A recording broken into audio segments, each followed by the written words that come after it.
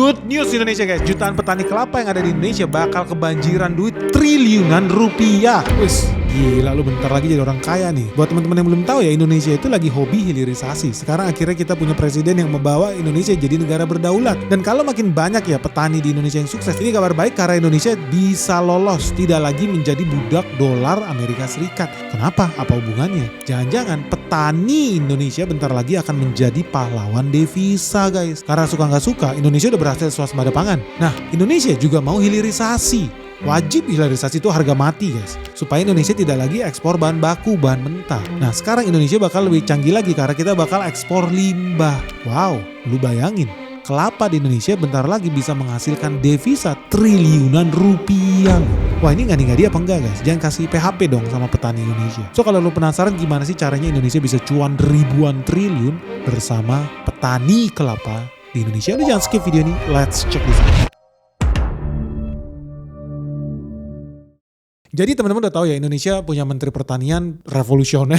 Dia punya mimpi petani kita naik kelas, petani kita sejahtera. Dan mungkin teman-teman di lapangan pun udah merasakan itu, jutaan petani di Indonesia udah merasakan kesejahteraannya meningkat lah, harga beli gabah itu naik lah. Nah sebentar lagi nih teman-teman petani kelapa, dari kemarin bahkan petani kelapa udah banyak yang happy sih, karena harga kelapa naik terus. Dan itu baru terjadi ya di era sekarang guys, bersama menteri pertanian kita yang baru, apalagi punya program ditambah lagi nih, lu bakal makin cuan. Karena menteri Amran ya, dia udah bilang Indonesia punya potensi hilirisasi kelapa dan itu bisa tembus 4.800 triliun. Gila guys, potensi hilirisasi kelapa itu bisa sampai 4.800 triliun. Jauh lebih gede nih dibandingkan rumput laut. Memangnya bisnis kelapa kayak apa? Yuk kita bahas guys. Jadi buat yang belum tahu ya, ini gue mau bahas kenyataan nih, realitanya. Faktanya Indonesia adalah eksportir kelapa terbesar di dunia, tetapi Indonesia dibodoh-bodohin guys. Kita setiap tahun bisa ekspor lebih dari 431.000 ton kelapa ke seluruh dunia. Peringkat 2 Thailand itu cuma 115.000 ton. Peringkat 3 juara 3 Vietnam itu cuma 66.000 ton. Jadi Indonesia itu 4 kali lipat lebih besar dibanding juara 2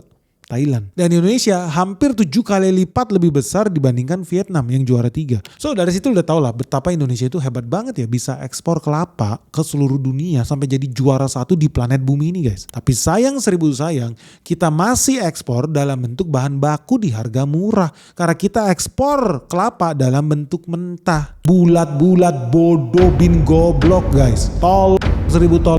Karena sebetulnya nilai terbesar adalah ya dari pengolahan kelapa itu sendiri. Ya jujur aja kemarin gue minum kopi guys. Namanya Luckin Coffee. Kopi yang gue minum itu kandungannya adalah kelapa. Kelapanya dari Indonesia. Lu tahu kelapanya itu paling cuma 100 ml. Tapi gue beli kopinya harganya 150.000 guys. Kelapanya cuma 100 ml. Can you imagine guys, 100 ml itu gue harus habis duit ratusan ribu. Padahal di Indonesia satu batok kelapa duit 5.000 aja lu bisa dapat. Satu batok kelapa di Indonesia cuma dihargain 5.000. Udah segede gini batoknya. Di luar negeri kelapa Indonesia yang sama, cuman satu cangkir yang lu lihat di layar gue minum, harganya 150.000 guys. Kelapanya sama dari Indonesia juga. Kemungkinan dari Riau itu, daerah Riau Batam itu. But yang gue mau bilang di sini adalah bagus Indonesia tambah sejahtera, bagus petani kita tambah sukses, tapi akan lebih bagus kalau ada nilai tambah yang didapatkan oleh rakyat kita, negara kita. Karena kalau teman-teman lihat ya, devisa Indonesia dari bisnis kelapa mentah, kita dapat 3,4 triliun. Happy lu, seneng lu dapat duit 3 triliun. Jangan, duit kecil itu guys. Kenapa? Karena kalau kita bisa hilirisasi, kelapa itu bisa jadi begitu banyak cuan. Ya gue kasih contoh sekarang yang paling kecil lah. Kalau seandainya kelapa itu diambil limbahnya guys. Kita gak ngomongin lain-lain lah, batangnya, niranya, nyiurnya, dagingnya, enggak. Gue bahas yang paling sampah, yaitu apa? Limbah kelapa. Limbah kelapa di Indonesia banyak yang dibuang-buangin ya. Itu padahal bisa kita olah jadi briket. Ada yang olah jadi areng berbasis kelapa. Banyak orang udah ekspor kelapa dalam bentuk areng. Gue udah pernah lihat pabriknya, cuannya lumayan. Tapi kalau lu bilang itu cukup, menurut gue tidak. Harga arang kelapa ya, arang dari tempurung kelapa itu sekitar Rp6.000 per kilogramnya. Lu mungkin udah happy. Tapi sebetulnya itu bisa dihilirisasi lagi. Batok kelapa dicacah, dibakar jadi areng. Harga Rp6.000 per kilo. Areng, kalau lu olah lagi, hilirisasi menjadi briket areng kelapa, harganya langsung naik jadi Rp14.000 per kilogram. Lebih sadis lagi, kalau ini dibawa ke luar negeri, briket areng kelapa, lu tahu gak sih? di Arab itu harganya bisa tembus Rp20.000 per kilogram guys. Dan ini nggak usah kaget, artinya apa? Indonesia itu bisa dapetin devisa dari jualan limbah kelapa, jualan sampah, kita bisa cuan. Tahun 2023 realita fakta data menunjukkan Indonesia menghasilkan devisa 1,7 triliun dari limbah doang. Di tahun 2024 nilainya naik dari 1,7 triliun karena Indonesia hilirisasi, naik dari 1,7 triliun menjadi 6 triliun. Dan paling banyak disumbangkan sama negara Arab Saudi. Arab Saudi itu impor briket kelapa kita senilai 986 miliar rupiah, sekitar 83 ribu ton. Irak nilai impor yang setara 800 miliar. Malaysia impor yang setara 500 miliar. Kalau di total ini setara 6 triliun guys. Menarik nih guys. Dari sampah aja bisa dapat duit 6 triliun. Jauh lebih besar dibanding lu ekspor kelapa bulat bentuknya apa adanya, nilainya cuma 3 triliun. Jadi lu gak usah happy dulu terima duit 3 triliun. Dari sampah aja asal dihilirisasi. Lu bisa dapat duit 6 triliun. 100% loh, lebih gede loh dibanding ekspor batok doang. Walau memang ya bagusnya juga makin banyak yang nyerap, petani pasti makin happy. Tapi kenapa penting buat kita mendukung hilirisasi guys? Kalau makin banyak orang yang mengolah sampah itu di dalam negeri, artinya kan makin banyak pabrik pengolahan yang berdiri. Artinya makin banyak pabrik briket arang, memperkerjakan UMKM, memperkerjakan orang-orang di desa. Dan saat ini memang faktanya lah udah ada lebih dari 200 industri briket di Indonesia yang didominasi oleh pengusaha UMKM, usaha mikro, kecil, menengah. Nah ini 80% loh dari total industri briket kita itu adalah pengusaha kecil, pengusaha tradisional. Dan Indonesia gak usah malu-malu. Karena memang briket arang kita, seperti contohnya nih ada nih UMKM Sumber Arang Makmur yang ada di Ngawi. Itu bisa kasih penghasilan tambahan buat petani, buat ibu rumah tangga. Karena mereka membantu memproduksi briket kelapa ini. Dan hilirisasi suka gak suka memang menumbuhkan lapangan kerja drastis. Contoh industri briket ini usaha-usaha pendukungnya pasti ikutan hidup. Contoh pabrik pembuatan oven, jasa pengeringan, jasa pengepakan, sampai logistik pengiriman truk, pickup, supir, buruh angkut. Artinya ada lebih banyak peluang kerja yang dibuka. Artinya pemuda desa bisa berkarya di kampung halamannya sendiri guys. Makanya lu itu harus curiga kalau banyak orang-orang di media massa Indonesia itu anti sama hilirisasi. Anti, dilarang Indonesia mau hilirisasi nikel. Nggak boleh, nanti katanya merusak lingkungan. Idih, goblok banget lu. Itu justru menumbuhkan ekonomi Indonesia. Indonesia mau hilirisasi sawit nggak boleh. Hai, bodoh banget lu. Dari sampah kelapa aja kita bisa untung triliunan, ribuan lapangan kerja dibuka. Kok lu anti hilirisasi? Itu otak lu ada di mana? Lu harus pikir tuh para pengkhianat bangsa lu. Makanya lu harus dukung guys, teman-teman sekali lagi ya. Lu kalau penonton Benix, lu harus share video ini supaya makin banyak orang mendukung hilirisasi. Ya memang realitanya orang jadi buka pabrik di sini, orang jadi meng-hire, membuka lebih banyak lapangan kerja. Dan briket arang Indonesia, sampah kita, yaitu membuat orang Eropa, Arab Saudi bahkan ngemis-ngemis ke Indonesia. Sebetulnya buat apa ya? Mereka kok sampai impor ratusan miliar ya sampah dari Indonesia. Nah buat teman-teman yang belum tahu ya, orang di Arab Saudi itu hobinya selain ngibulin orang Indonesia, selain jualan minyak, mereka juga punya hobi apa? Mabok, sisa, rokok. So kalau lu lihat kenapa mereka banyak impor briket dari kita ya, karena mereka memang konsumsi. Kalau mereka bakar sisa itu pakai batu bara, apa yang terjadi? Orang-orang di kafe-kafe itu pagi pada teler, mukanya hitam semua. Kagak bisa bro. Makanya lu pakai kelapa. Ada yang wangi, ada yang tidak berasap, ada yang tidak berbau. Lu bisa pilih sendiri, ada yang smokeless, odorless. Nah itulah hebatnya produksi briket dari Indonesia. Dan jadi teman-teman gak usah heran ya kalau makin banyak orang-orang di Arab ya, Timur Tengah, walaupun negara di sana sibuk saling bunuh. Tapi mereka ada satu kesamaan, mereka kompak ketika mereka rokok bareng, rokok tradisional Timur Tengah yang namanya hookah. Dan ini penting buat kita dukung ya hilirisasi khususnya kelapa ini. Karena faktanya kita memang, guys, gak banget ini guys, situasi di Hormuz makin panas, harga minyak makin lama makin tinggi. Dan di Indonesia dampaknya apa? Harga gas makin tinggi, harga pupuk makin tinggi, harga plastik makin tinggi. Bisa jadi inflasi makin merajalela loh di negara Indonesia. Nah dari sini lu bisa lihat dong, pasti ada juga perusahaan-perusahaan yang diuntungkan ketika terjadi krisis di Hormuz. Di saat yang sama juga pasti ada perusahaan yang dirugikan. Dan ini sebetulnya wajib kita sebagai investor tahu lebih awal supaya lu bisa investasi lebih tepat guys. Karena cuma di Benix Investor Group ya, komunitas saham terbesar di Indonesia, lu bakal belajar langsung sama ahlinya. Lu langsung visit, diskusi, ngobrol langsung sama direksinya lu. Selama 1 tahun ke depan lu bakal mengetahui apa sih yang paling penting kalau lu mau jadi investor yang hebat guys. Apalagi di tengah dinamika situasi global yang makin gak menentu ini. 90% investor tuh nyungsep guys, rugi. Lu jangan sampai jadi mereka lah. So teman-teman tunggu apa lagi guys? guys. Yuk segera bergabung di Benix Investor Group, daftarkan diri kalian di nomor yang ada di bawah ini atau kunjungi website www.benix.id sekarang juga, karena kita sebentar lagi mau ada event spesial loh. Kita mau ada acara temu emiten, kita mau ada site visit, dan kita mau ada gala dinner nih. Yuk segera daftarkan dirimu sekarang juga supaya lu bisa segera diskusi di grup Discord-nya Benix Investor Group dan ngobrol sama teman-teman yang lain. Oke guys, segera hubungi admin kita Michelle di nomor WhatsApp 0811 868 959. Dan ini penting buat kita dukung ya hilirisasi khususnya kelapa ini, karena faktanya kita memang khususnya dengan negara-negara Timur Tengah kita itu defisit dagang guys. Arab Saudi ini brutal banget sama kita. Lu lihat datanya, tahun 2011 sadis kita itu defisit 69 triliun. Artinya kita impor lebih banyak dari Arab Saudi dibandingkan Arab Saudi impor dari Indonesia. Tahun 2012 impornya makin dalam lagi, 59 triliun kita minus. 2013 minus 82 triliun.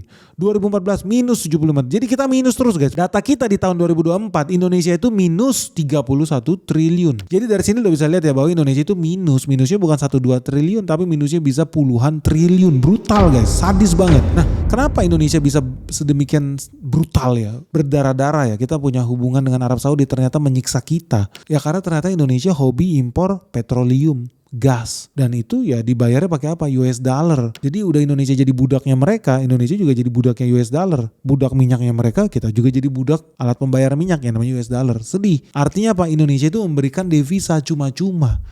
Nilainya bisa ratusan triliun. Lu belum lagi lu lihat nih info Bank News nih. Dari program religius saja Indonesia itu sumbang devisa 114 triliun. Gila, bocor kita. Jumlahnya ekstrim, fantastis. Di kata data, haji itu sumbang devisa 144 triliun. Gila gak guys? Terus apa yang kita dapatkan dari Arab Saudi guys? Timbal baliknya apa? Coba lu jawab guys. Ya lu lihat aja begitu brutalnya ya. Kalau Indonesia lagi program haji atau umroh itu bahkan naik busnya bukan bus made in Indonesia, padahal karoseri kita udah punya. Kita diuntungkan apa dengan bersahabat dengan Arab Saudi guys? Coba lu tanya. Nah menurut gua nih kita ada peluang sekarang dibanding kita terus-terusan jadi budaknya Arab Saudi. Indonesia bisa peluang dapat dari briket karena Indonesia bisa jadi surplus dagang. Indonesia bisa dapat peluang buat mengecilkan defisit kita. Contohnya dari sampah ini aja kita bisa dapat sedikit lah dari duit yang kita setor selama bertahun-tahun, ribuan triliun kita bawa ke Arab. Kita dapat apa? Nothing. Sekarang kita ada peluang ya buat berjaya lah.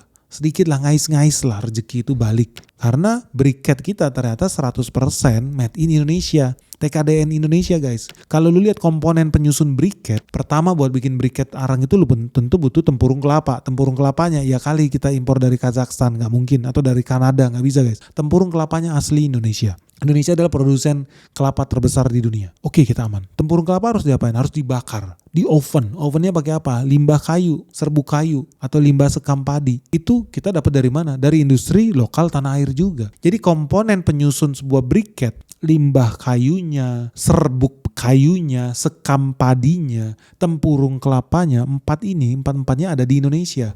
Artinya briket kelapa ini adalah produk asli 100% made in Indonesia karena sudah TKDN. TKDN-nya bukan 1%, 50%. TKDN-nya 100 Indonesia, sampai kuli panggulnya pun gue yakin kuli panggul asli Indonesia. Jadi kalau Indonesia makin banyak bisa ekspor produk hilirisasi kelapa, ujung-ujungnya ya industri kita bakal makin banyak, lapangan kerja makin tercipta. Karena TKDN-nya 100% Indonesia. TKDN ini tingkat kandungan komponen dalam negerinya ya, itu banyak dari Indonesia. Dan ini ujung-ujungnya pasti membahagiakan petani kelapa juga. Karena kalau makin banyak pabrik-pabrik dalam negeri yang bisa menyerap tempurung kelapa, artinya makin cuan pengusaha Indonesia dari hulu sampai hilir, dari petaninya, pedagangnya, sopirnya, logistiknya, tukang ovennya, makin banyak yang cuan. Ya lu bayangin aja ya, di planet bumi ini ada 17 juta petani kelapa. 34%-nya itu petani Indonesia. Artinya di Indonesia ada sekitar 5,9 juta petani kelapa loh. Yang akan makin happy kalau Indonesia bisa berjaya di negara kita sendiri guys. Ya gue yakin lah petani kelapa hari ini juga udah merasakan kan harga kelapa lu dibeli mahal kan dibandingkan 5 tahun lalu. Ya lu harus siap-siap 5 tahun ke depan lu juga bakal tambah cuan nih kalau makin banyak orang yang dukung hilirisasi ini. Nah ini menurut gue justru jauh lebih vital, lebih strategik dibandingkan Indonesia mempopulerkan bisnis-bisnis mie instan, roti, biskuit, wafer, para pengkhianat bangsa yang ujung-ujungnya bahan bakunya bukan TKDN. Enggak, bahan bakunya aja pasti impor guys. Karena lu makan mie rebus, mie goreng, roti, biskuit itu bahan bakunya adalah tepung gandum, tepung terigu. Indonesia tidak nanam gandum. Yang nanam gandum apa? Amerika Serikat, Kanada, Ukraina, Australia. Kita impor negara-negara bule itu yang tambah kaya raya. Australia kita impor 3 juta ton gandum setiap tahun. 15 triliun, gila. Kanada 2,5 juta ton, 14 triliun, gila. Mereka negara kaya, petani mereka malah kita subsidi. Petani mereka malah kita kasih makan. Kok bodoh banget. Duit kita dalam 1 tahun keluar 60 triliun buat impor 12 juta ton gandum setiap tahun guys. Sadis banget lu, makanya berhenti jadi orang sadis guys. Berhentilah memperkaya produk-produk pertanian orang lain. Negara-negara bule-bule itu guys. Kenapa gak kita memberdayakan petani kita sendiri, petani sawit kita, padi kita, singkong kita, jagung kita, tebu kita, ya sorghum kita. Makanya gue pro dengan hilirisasi. Tapi pasti oligarki tidak suka. Karena oligarki maunya Indonesia impor. So lu harus hati-hati. Lu makan ayam goreng tepung aja itu impor bro sebetulnya. Kenapa? Karena tepungnya itu barang impor. So kesimpulannya guys, ini sebetulnya good news ya buat petani Indonesia. Dan gue yakin makin banyak lah petani yang bakal happy di era sekarang ini guys. Karena baru sekarang lah kita punya menteri yang benar-benar S1, S2, S3 nya menteri pertanian guys. Bukan menteri biologi gitu ya, bukan menteri sastra Inggris, bukan menteri yang gak jelas lah backgroundnya. Memang menteri Amran ini real S1, S2, 3-nya bidang pertanian, memang ngajar di bidang pertanian, bahkan punya paten guys, penemuan di bidang pertanian juga loh. So kapan lagi, makanya lu maksimalisasi lah, kita mumpung punya menteri yang backgroundnya pertanian, memang cinta sama petani Indonesia, maksimalisasi, kita dukung lah program hilirisasi ini guys. Tapi lu harus siap ya, oligarki bakal marah guys, karena mereka senengnya Indonesia impor. Tapi yang jadi pertanyaan guys, mungkin gak sih Indonesia, petani kita, kelapa kita bisa mendatangkan cuan 4.800 triliun? Itu real gak sih guys? Betul gak? Lu setuju gak kalau kita bikin video lanjutan nih? Soalnya tadi gue baru bahas yang paling kecil, limbahnya doang guys. Briket arang kelapa guys, itu masih struktur yang paling sampah guys. Itu aja bisa cuan triliunan. Lu setuju gak kalau kita ngomongin lebih detail lagi tentang serabutnya, dagingnya, airnya? Ini bisa jadi industri obat-obatan loh. Ini bisa jadi industri tepung loh. Ini bisa jadi industri semiconductor loh. Kenapa? Karena di luar negeri, lu tahu arang kelapa itu bisa diproses menjadi obat. Karena mereka mengandung karbon aktif murni guys. Dan kalau dimurnikan bisa jadi industri semiconductor juga. Oh masa sih? Menarik ya guys ya. Jadi sebetulnya 4.800 triliun ini sangat realistis atau terlalu fantastis. Lu setuju gak kalau kita bahas di episode kedua guys? Kalau lu setuju, kita bikin video lebih detail bagaimana Indonesia bisa kaya dari sektor pertanian. Lu segera like video ini. Begitu mencapai 24.000 likes dalam 24 jam, gue bakal rilis video khusus nih. Kenapa Indonesia harus mendukung bisnis pertanian, mumpung menterinya Pak Amran nih. Oke guys, ditunggu pandangan kalian seperti apa. Menurut lu yang paling realistis 4.800 triliun itu caranya gimana? Share dong pandangan kalian di kolom yang ada di bawah ini. Dan kenapa ya Indonesia sedikit-sedikit diganggu-gangguin terus nih sama media-media profesor S3 lah, S-cendol lah soal hilirisasi ini guys. Kenapa orang benci banget ya kalau Indonesia itu berjaya di atas kakinya sendiri? Dan pertanyaan yang paling pentingnya guys, kalau seandainya Indonesia makin kaya, makin bersukses, makin berhasil hilirisasi, perusahaan apa, bisnis apa, industri apa, sektor apa, emiten apa yang bakal diuntungkan? Share ya dong pandangan kalian di kolom komentar yang ada di bawah ini. Semoga video kita bermanfaat. Salam sehat, salam cuan, bye-bye.